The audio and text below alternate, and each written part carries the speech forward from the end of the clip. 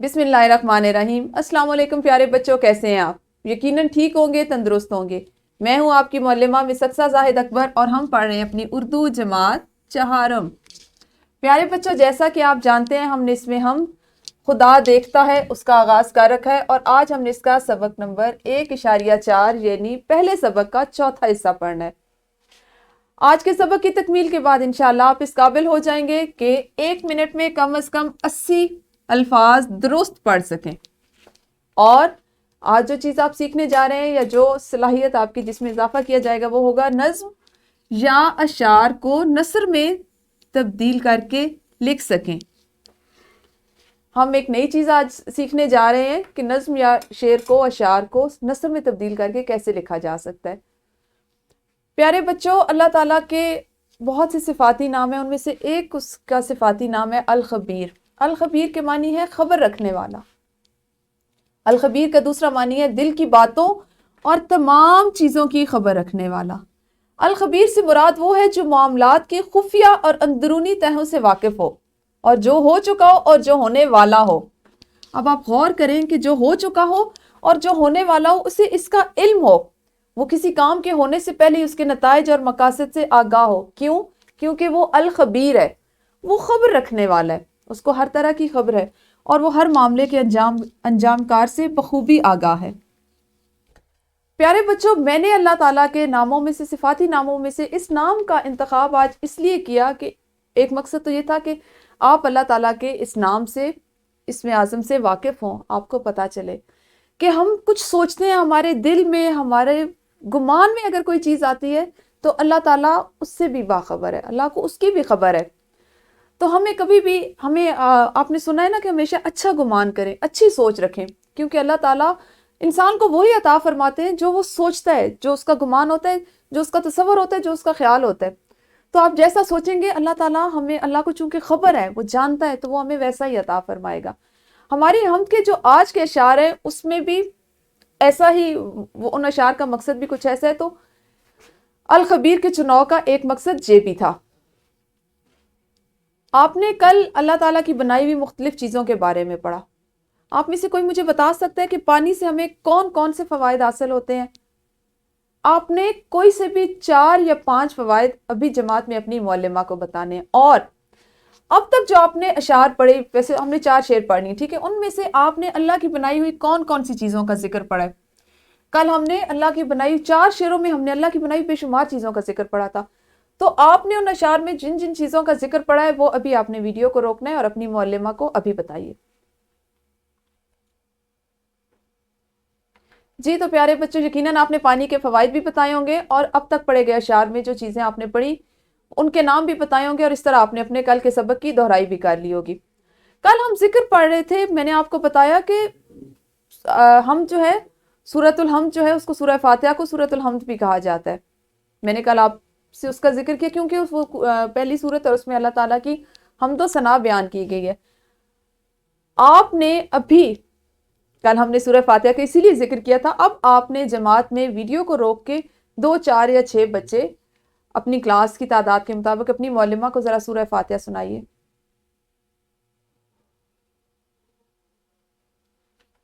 जी यकीनन आपने सूरह फातिहा सुनाई होगी। प्यारे बच्चों, आज आपने अपनी किताब का ये हिस्सा, हम के जो आखिरी 5 अशार हैं या अगले 5 अशार जो हैं वो पढ़ने हैं। मैं पहले आपके सामने इनको पढ़ूंगी और आप अपनी किताबों पे खोल के उनको रखें, उन पे उंगली रखें और साथ साथ देखते जाइए। हर एक शय पे मेरे खुदा की नजर है, हर एक शय पे मेरे खुदा की नजर है, वो सब जानता है उसे सब खबर है, वो सब जानता है उसे सब खबर है, मेरे दिल की बातों को वो जानता है, इरादों को भी खूब पहचानता है, उजाला हो या छा रहा हो अंधेरा, है उसकी नजर में हर एक काम मेरा, निगहबान इंसान हैवान का है, वो जानदार बेजान सबका खुदा है, वो सब कुछ बुरा और भला देखता है, वो सब कुछ बुरा और भला देखता है, खुदा देखता है, खुदा देखता है। मैंने आपको सबक के आगाज में जो आज हमारे आज के सबक का जो इस्लामी नुक्ता नज़र था वो बताया और वो यही था कि हर एक शय पे मेरे खुदा की नज़र है। पहले मैं आपको बताऊं, शय कहते हैं چیز کو، دنیا کی ہر چیز پہ اللہ تعالیٰ کی وہ سب جانتا ہے، اس سے سب خبر ہے. کیوں؟ کیونکہ وہ الخبیر ہے. اس کے صفاتی ناموں میں بھی یہ نام شامل ہے کہ اللہ تعالیٰ کو سب خبر ہے، وہ سب جانتا ہے، جو ہم سوچتے ہیں، جو ہم گمان کرتے ہیں. میرے دل کی باتوں کو وہ جانتا ہے. آپ نے کبھی غور کیا کہ آپ کچھ سوچتے ہیں، ابھی آپ نے اس جو بات سوچی اس کو الفاظ کی شکل نہیں دی، اس کو آواز کی شکل نہیں دی، لیکن ایک ذات ایسی موجود ہے جو آپ کے خیال میں آنے والی بات کو، آپ کے گمان میں آنے والے ایک تصور، ایک خیال کو بھی اس کو پتا ہوتا ہے، وہ جان لیتا ہے. تو وہ کون ہے؟ وہ صرف اور صرف اللہ ہے. اگر اللہ تعالیٰ ہمارے دل میں آنے والے ایک خیال کو سے بھی واقف ہیں، اس کو بھی وہ جانتے ہیں، تو آپ سوچیں کہ اس دنیا میں کس قدر مخلوقات ہیں. ہم اگر ان کا شمار کرنا چاہیں تو شاید ہم اپنی پوری زندگی بھی گزار لیں تو ہم اللہ تعالیٰ کی تخلیق کردہ مخلوقات کا شمار نہیں کر سکتے.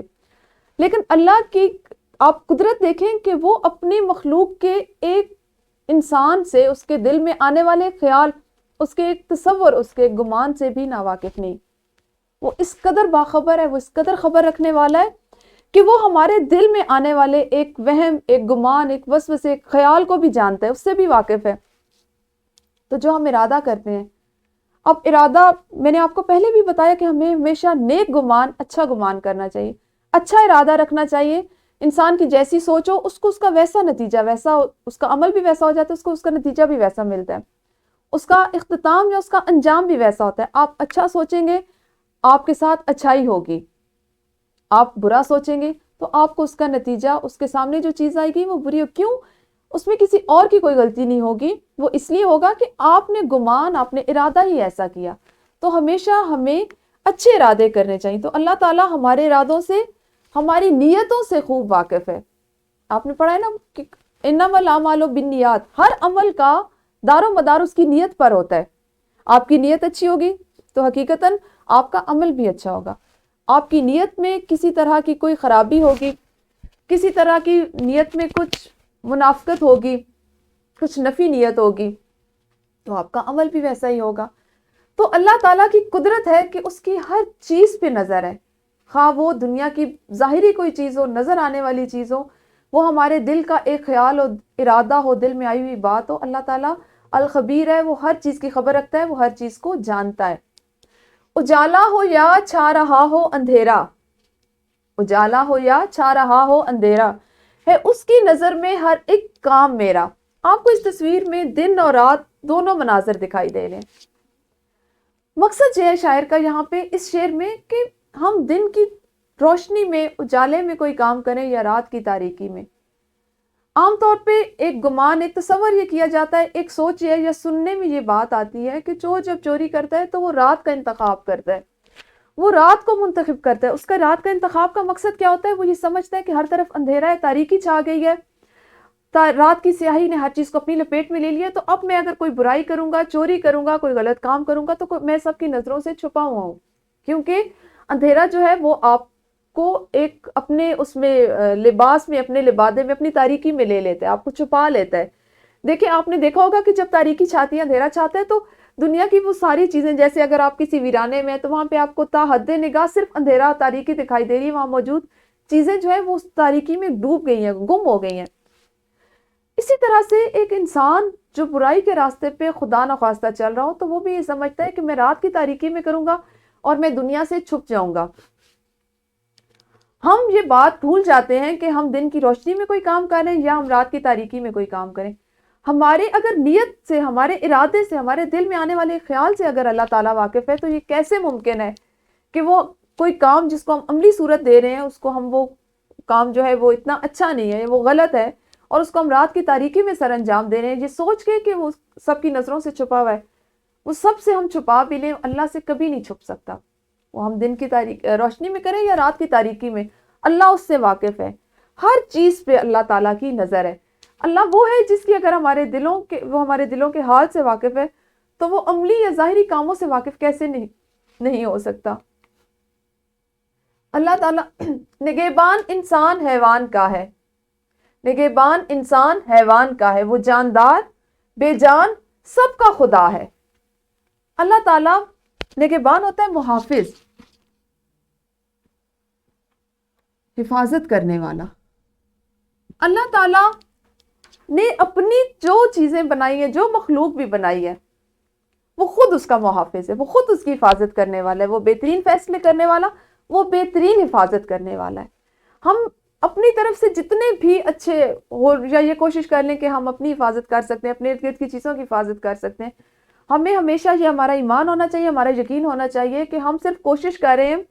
اصل میں محافظ، حفاظت کرنے والا، نگہبان اللہ تعالیٰ ہے۔ اللہ تعالیٰ کی رضا، اس کی مرضی ہوتی ہے تو وہ ہمارے اس عمل کو ہمارے لیے اتنا فائدہ مند بنا دیتا ہے کہ ہم اپنی پروٹیکشن کے لیے، اپنی حفاظت کے لیے جو کام کرتے ہیں اس میں فائدہ ہوتا ہے، وہ جس طرح ہم سوچ رہے ہوتے ہیں ویسا ہو جاتا ہے۔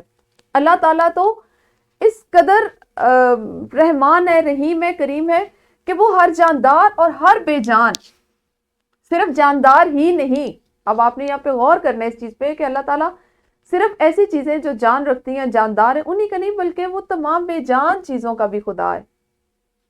وہ سب، کیونکہ سب اس کی مخلوق ہے، اس کی تخلیق کردہ چیزیں ہیں، اس کی اپنی بنائی ہوئی چیزیں، اور اللہ کی کوئی چیز، خواہ وہ ایک چیونٹی سے بھی چھوٹا کوئی کیڑا مکوڑا ہے، کوئی حشرات ہے، کوئی جاندار ہے، یا ایک بڑے سے بڑا اونچا بلند پہاڑ ہے، تو اللہ تعالیٰ ہر چیز کا خدا ہے، ہر چیز کو تخلیق کرنے والا ہے، اور اللہ کو ہی صرف پتہ ہے کہ اس نے کس چیز کا کہ تخلیق کا مقصد کیا رکھا ہے، اس نے اس چیز کو کیوں تخلیق کیا ہے۔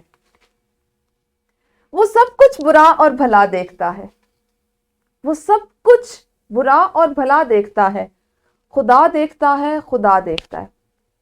پیارے بچوں، ہمیں یہ بات اپنی زندگی میں ایک اصول کی طرح، اپنے جس طرح ہماری سانس چلی، ہمیں اس بات کو اس طرح اپنی زندگیوں میں، اپنے خون میں شامل کر لینا چاہیے کہ ہم کچھ اچھا کریں گے تو بھی اللہ تعالیٰ اس سے واقف ہے، ہم کچھ برا کریں گے تو بھی اللہ تعالیٰ اس سے واقف ہے۔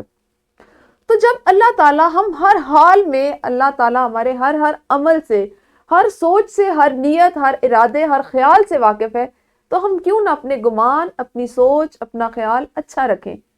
ہم اچھا سوچیں گے تو اللہ ہمیں اس کا اچھا اجر دیں گے، ہم اچھا کریں گے تو یقیناً وہ ہمارے لیے اچھا ہوگا، ہمارے ارد گرد کے لوگوں کے لیے اچھا ہوگا۔ ہم اگر برا کریں گے تو اس کا نقصان شاید کسی اور کی ذات کو نہ پہنچے، لیکن یقیناً ہماری ذات کو ضرور پہنچے گا۔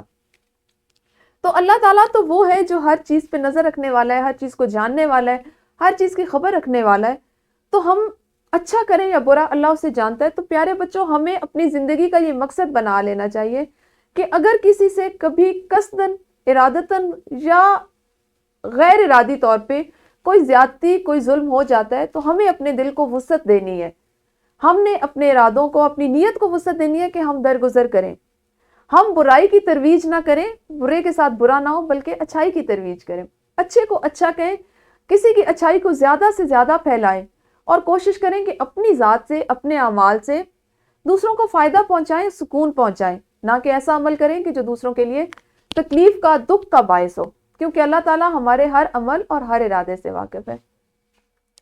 تو یہ تو ہو گئی آپ کی آج ہم اس کی پڑھائی اور اس کی تفہیم مکمل۔ اب آپ نے سرگرمیاں کچھ کرنی ہے۔ پہلی سرگرمی آپ کی یہ ہے کہ نظم کے دو اشعار، کل آپ نے ایک شعر لے اور آہنگ سے پڑھا، آج آپ نے نظم کے دو اشعار مناسب رفتار، آہنگ، لے اور ترنم سے پڑھنے ہیں، اور ہر شعر میں بیان کردہ اہم نقطہ بھی بتانا ہے۔ آپ جو دو اشعار پڑھیں گے، ہر ایک شعر کا جو اس میں اہم نقطہ بیان کیا گیا وہ آپ نے جماعت میں بتانا ہے، ٹھیک ہے؟ ایک اور سرگرمی وہ ابھی میں آپ کے ساتھ پہلے کرتی ہوں، بعد میں آپ نے اس کو ابھی اپنی معلمہ کے ساتھ جماعت میں سر انجام دینے۔ پیارے بچوں، میں نے آپ کو سبق کے آغاز میں بتایا تھا کہ آج آپ نے جو چیز سیکھنی ہے وہ ہے 1 منٹ میں آپ اس قابل ہو جائیں کہ کم از کم 80 الفاظ کو درست تلفظ کے ساتھ ادا کر سکیں۔ ہم چونکہ نظم پڑھ رہے ہیں تو میں نے آپ کو، آپ اس جو میں نے آپ سے پہلی سرگرمی کرنے کے لیے کہا ہے وہ بھی اسی سے منسلک ہے، اسی سے متعلق ہے کہ آپ نے دو اشعار کو مناسب رفتار سے پڑھنا ہے، اور اس میں اگر آپ اچھی رفتار سے ترنم، لے اور آہنگ سے پڑھیں گے تو 30 سیکنڈ لگیں گے۔ میں نے آپ کے لیے ایک اقتباس لکھا ہے تاکہ جو چیز میں آپ کو آج سکھانا چاہ رہی ہوں اچھے سے آپ اس کی، اس صلاحیت میں آپ میں اضافہ ہو اور آپ اس کے اچھے سے مشق کر سکیں۔ ایک واقعہ میں نے آپ کے لیے لکھا ہے، میں آپ اس کو اپنے پاس ٹائم رکھیں اور میں آپ کے لیے ٹائم کے مطابق اس کو پڑھوں گی، اور آپ نے غور کرنا ہے کہ آپ 1 منٹ میں 80 الفاظ کو کس طرح درست تلفظ سے پڑھ سکتے ہیں۔ پرانے وقتوں کی بات ہے، ایک شخص سفر پر جا رہا تھا، اس کا گزر ایک جنگل سے ہوا. بہت گرم دن تھا. وہ کچھ دیر آرام کی غرض سے ایک گھنے درخت کی چھاؤں میں بیٹھ گیا. اس نے دیکھا ایک چرواہا بکریاں چرا رہا ہے. وہ اتنی شدید دھوپ میں بھی کبھی ایک بکری کے پیچھے بھاگتا تو کبھی دوسری کے، کبھی ایک چٹان پر چڑھ کر دیکھتا تو کبھی دوسری پر. وہ شخص چرواہے کو اتنی تندہی سے کام کرتا دیکھ کر بہت حیران ہوا. اس نے دسترخوان پر کھانا سجایا اور چرواہے کو دعوت دی کہ میں چاہتا ہوں آپ میرے ساتھ کھانے میں شریک ہو کر مجھے میزبانی کا شرف بخشیں. چرواہے نے اس شخص کی بات سنی اور مسکرا کر شکریہ ادا کیا اور معذرت کی کہ وہ بھی کھانا نہیں کھا سکتا کیونکہ یہ وقت اس کام کا ہے. چرواہے نے بتایا کہ یہ بکریاں مختلف لوگوں کی ہیں جو اسے ان کو چرانے کی اجرت دیتے ہیں، لہٰذا وہ اپنے کام کے وقت میں کھانا کھا کر فرض میں کوتاہی نہیں کر سکتا. اس شخص نے کہا کہ بکریوں کے مالک اس وقت تمہیں نہیں دیکھ رہے. تو اس شخص نے جواب دیا کہ آپ نے درست کہا، بے شک بکریوں کے مالک مجھے نہیں دیکھ رہے، لیکن میرا مالک تو ہر وقت میرے ساتھ ہے، وہ تو مجھے دیکھ رہا ہے. چرواہے کی یہ بات سن کر وہ شخص بہت متاثر ہوا اور اس نے اپنا کھانا چرواہے کو دے دیا. پیارے بچوں، آپ نے اس سرگرمی کو اور اس سے پہلے والی سرگرمی کو بھی ویڈیو کو روکنا ہے اور دونوں کو جماعت میں سر انجام دینا ہے.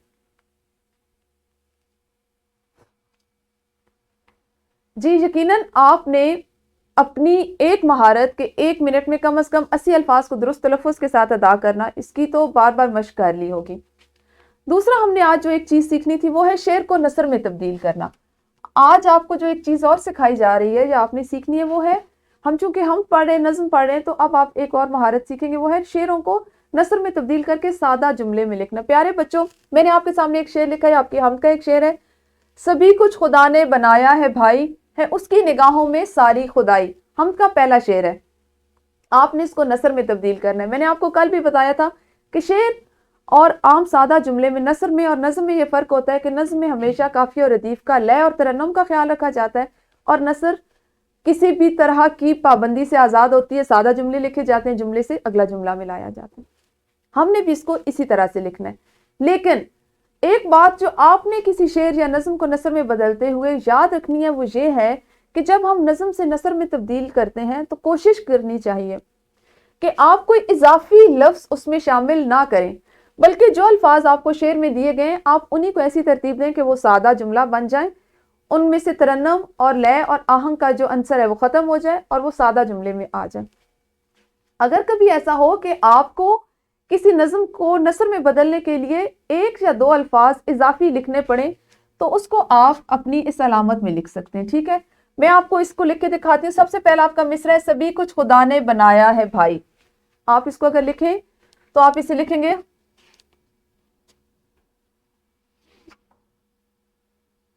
اگر میں آپ کو اے سے شروع کروں تو یہ ہمارے پاس ایک اس کا اضافی لفظ ہے، اے بھائی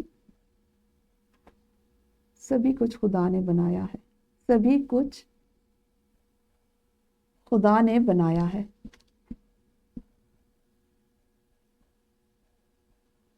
اور آپ کو پتہ ہے ہمارا سادہ جو نثر کا جملہ ہوتا ہے اس کو ختم کرنے کی اس کی یہ پہچان ہوتی ہے کہ اس کے اختتام پر ہم ختمہ کی علامت لگاتے ہیں.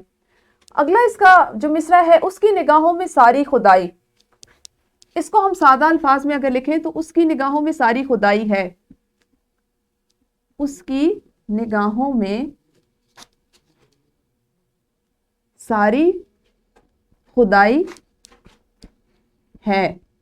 اور پھر اس کے آخر میں آپ نے ختمہ کی علامت لگا دی. تو اگر آپ ان دونوں جملوں کو پڑھیں تو کیا آپ کو یہ لگ رہا ہے کہ یہ دونوں جملے کسی شعر کا حصہ ہیں؟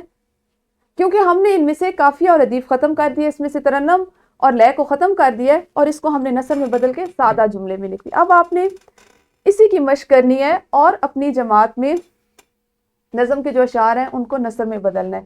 ٹھیک ہے، اس سے پہلے ہم آپ کریں گے اپنا جو سبق ہے اس کی مشق کریں گے. مشق کا سوال نمبر 1، ہر طالب علم نظم کے چند اشعار لے اور آہنگ کے ساتھ پڑھے. یہ کام آپ کر چکے ہیں، آپ نے اپنی پوری نظم جو ہے اس کو لے اور آہنگ سے ہر بچے نے فردن جماعت میں پڑھ لی ہے. اب آپ کو چونکہ اس کی تفہیم بھی ہو چکی ہے تو ان درج ذیل سوالات کے زبانی جوابات دیں. یہ بھی آپ نے آپ کی معلمہ آپ سے پوچھیں گی اور آپ اس کو جماعت میں ان کو ایک ایک کر کے زبانی اس کے جواب دیں گے. دوسرا سوال ہے آپ کی کتاب میں سوال نمبر 3، یہ بھی آپ آج ہی کریں گے اور اس میں ہے سبق کو مد نظر رکھتے ہوئے خالی جگہ پر کریں. اس سوال کو بھی اس لیے شامل کیا گیا کہ آج آپ کی حمد مکمل ہو گئی ہے اور آپ نے اس کی تفہیم کر لی ہے، تو اس لیے آپ آج اس کو اچھے سے کر سکتے ہیں. اس کے بعد آپ نے کرنا ہے گھر کا کام. گھر کے کام میں آپ کے پاس سوال نمبر 4 ہے جو آپ گھر سے کر کے لائیں گے، اور سوال نمبر 4 ہے کہ سبق کے تناظر میں درج ذیل سوالات کے مختصر جوابات لکھیں. جو 4 سوالات آپ کی کتاب میں موجود ہیں ان کے جواب آپ نے اپنی اردو کی کاپیوں پر لکھ کر لانے، اور کتاب کا ہی سوال نمبر 8 بھی آپ نے کر کے لانا ہے، جو ہے حمد کے کوئی سے 4 اشعار منتخب کریں. اپنی مرضی سے آپ نے پہلا شعر چھوڑ کے، کیونکہ اس کی نثر میں نے آپ کو کروا دی ہے، 4 اشعار منتخب کرنے ہیں اور ان کو نثر کے انداز سے اردو کی کاپی پر لکھ کر لانا ہے. ابھی آپ نے نظم کو نثر میں بدلنا سیکھا اور اسی کے حساب سے آپ نے 4 اشعار، یہ آپ کی کتاب کا سوال ہے، سوال نمبر 8 ہے، اس کو آپ نے کر کے لانا ہے. اس کے علاوہ آپ نے ایک ورک شیٹ کرنی ہے. ورک شیٹ میں آپ کا پہلا سوال ہوگا کہ دی گئی نعت کے اشعار کو نثر میں تبدیل کر کے لکھیں. یہ وہ اشعار ہے، یہاں پہ حمد ہے، اس کو آپ یہاں پہ حمد کر لیجئے. حمد کے یہ وہ اشعار ہے یا یہ وہ حمد ہے جو آپ کی کتاب میں موجود نہیں، بلکہ آپ کی اضافی مشق کے لیے میں نے خود سے شامل کیا ہے. آپ نے ان 4 اشعار کو بھی پڑھنا ہے. حمد میں سے، کتاب میں سے تو آپ کے پاس یہ آزادی ہے کہ آپ اپنی مرضی کے 4 اشعار منتخب کریں گے اور ان کو نثر میں بدلیں گے، لیکن یہ جو 4 اشعار ورک شیٹ میں دیے گئے آپ نے ان کو بھی نثر میں تبدیل کر کے لکھنا ہے. اور دوسرا سوال، چونکہ ہم نے آج سیکھا کہ 1 منٹ میں کم از کم آپ 80 الفاظ کو درست تلفظ اور روانی سے پڑھ سکیں، تو آپ نے جو اقتباس میں نے آپ کو ایک دیا ہے، اس کو اپنے والدین کو 1 منٹ میں مناسب رفتار اور درست تلفظ سے پڑھ کر سنانا ہے. آپ نے اس بات کو غور کرنا ہے کہ یہ درست انداز میں آپ اس کو پڑھیں یا ادا کریں. یہ آپ کا ہو گیا آج کے گھر کا کام اور جو ابھی آپ نے مشق کرنی ہے. اساتذہ کرام، آپ کی سہولت کے لیے لیسن پلان، پی پی ٹیز اور ورک شیٹ ڈسکرپشن باکس میں ہمیشہ کی طرح موجود ہیں. آپ جب چاہیں اس سے فائدہ اٹھا سکتے ہیں. شکریہ.